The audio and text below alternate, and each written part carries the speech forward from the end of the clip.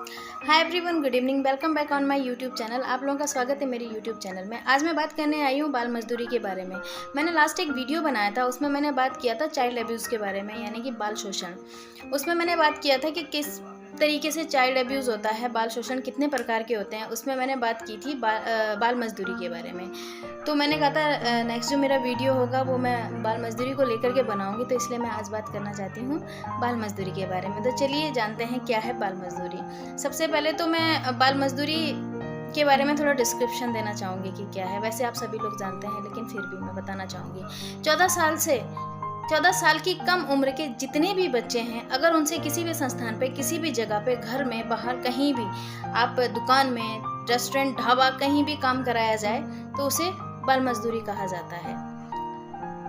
ये निषेध है, इस पे सजा का भी प्रावधान है अकॉर्डिंग टू लॉ, लेकिन फिर भी जगह जगह ये चीज़ें देखने को मिल जाती है। जैसे आप कई बार रेस्टोरेंट में जाते हैं, बच्चे बर्तन धोते हुए दिख जाते हैं, या फिर आपको सर्व कर रहे हैं, किसके घर में जा रहे हैं वहाँ भी कहीं झाड़ू पोछा मारते हुए बच्चे दिख जाते हैं। तो इस तरीके से कई जगह आपको देखने को मिल जाता है कि बाल मजदूरी, और हमारे देश में ये आंकड़ा काफ़ी ऊपर लेवल पर है, आप सभी जानते हैं। और कहा जाए तो देखो, अकॉर्डिंग टू लॉ इसमें सजा का प्रावधान है, लेकिन कहा जाए तो जब तक कोई शिकायत नहीं करेगा तब तक उसका समाधान नहीं होगा। तो ये इसका आंकड़ा जो है वो बढ़ता ही जा रहा है। जैसे अभी 2011 में आप लोगों को सभी को मालूम है, हमारे देश में जनगणना हुई थी। जनगणना के अनुसार बाल मजदूरी के आंकड़े निकाले गए थे। उसमें 14 साल से कम उम्र के बच्चों में से 25.96% में से 1.01% बच्चे बाल मजदूरी करते हुए पाए गए हैं। और उसी के साथ भारत में करीब 43 लाख से ज़्यादा बच्चे बाल मजदूरी करते हैं। अगर देखा जाए तो पूरी दुनिया भर में 12% आंकड़ा बाल मजदूरी का भारत में अकेले का है। तो उस हिसाब से आप अंदाजा लगा सकते हैं कि हमारे देश में बाल मजदूरी कितनी पनप रही है और किस हिसाब से।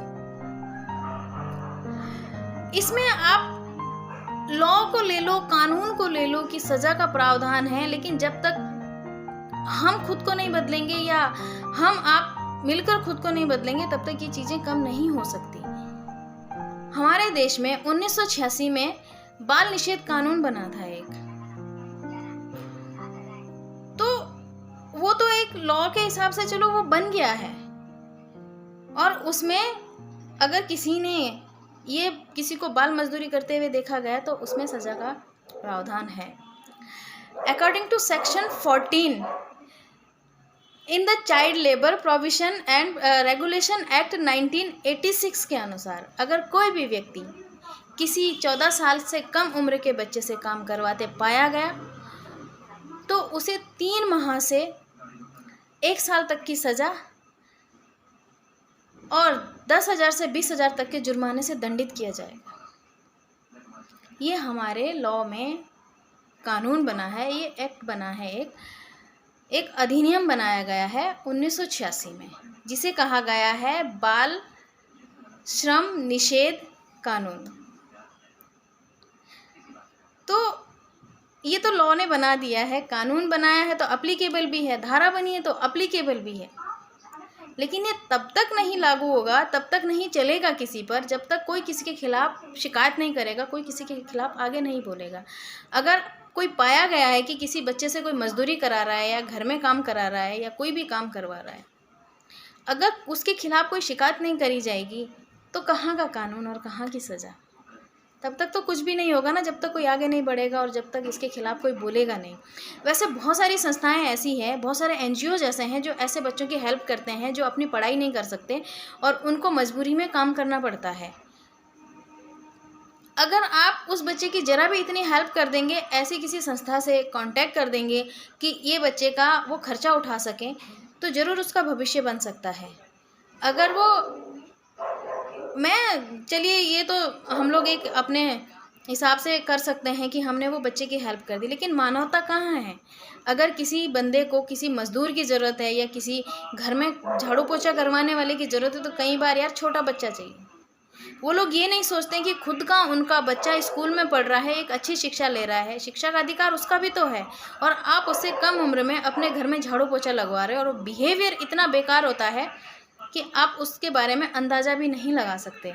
कई बार बाल शोषण ऐसे बच्चों के साथ ही हो जाता है, क्योंकि ये बच्चे कम उम्र के होते हैं, ये वापस जवाब नहीं दे पाते हैं, इनको समझ नहीं हो पाती कि इनको क्या करना है और क्या नहीं करना है। इनको सिर्फ इतना पता है कि हमें यहाँ लाया गया है, हमें यहाँ काम करके देना है, अगर हम काम करके नहीं देंगे तो हमें मार पड़ सकती है, हमें डांट पड़ सकती है। इसमें लड़के और लड़कियाँ दोनों शामिल होते हैं और दोनों ही शोषण का शिकार होते हैं। कई बार बच्चियों के साथ हो जाता है, कई बार बच्चों के साथ हो जाता है। और सबसे बड़ी बात इसमें ये होती है कि बड़े घरों में या किसी भी घर में जितने भी बच्चे काम कर रहे होते हैं उनके साथ शोषण तो ज़रूर हो जाता है, लेकिन उनके खिलाफ ना कोई सुनवाई होती है, ना कोई कार्रवाई होती है। इसलिए मैं आप सभी लोगों से भी अपील करती हूँ कि अगर कहीं पर भी आपको ऐसी कोई चीज़ देखने को मिले कि किसी बच्चे से काम कराया जा रहा है जो कि 14 साल से कम का है, या उसके साथ शोषण हो रहा है, कोई भी उसके साथ अन्याय होते हुए दिख रहा है, तो ज़रूर शिकायत करें। आपकी एक शिकायत करने से उस बच्चे का भविष्य बन सकता है और आपकी मानवता दिख सकती है, आपकी ह्यूमैनिटी का पता लग सकता है कि आप एक अच्छे आदमी हो, अच्छे इंसान। तो ये आपके और हमारे हाथ में है, हम चाहे तो इस चीज़ को रोक सकते हैं।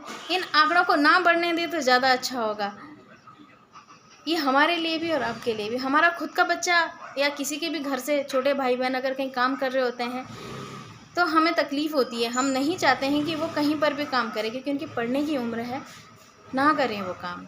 ऐसी कोई मजबूरी नहीं है कि जो 14 साल से कम बच्चे से काम करवाया जाए। ऐसी बहुत सारी संस्थाएं जो ऐसे बच्चों की हेल्प करती है।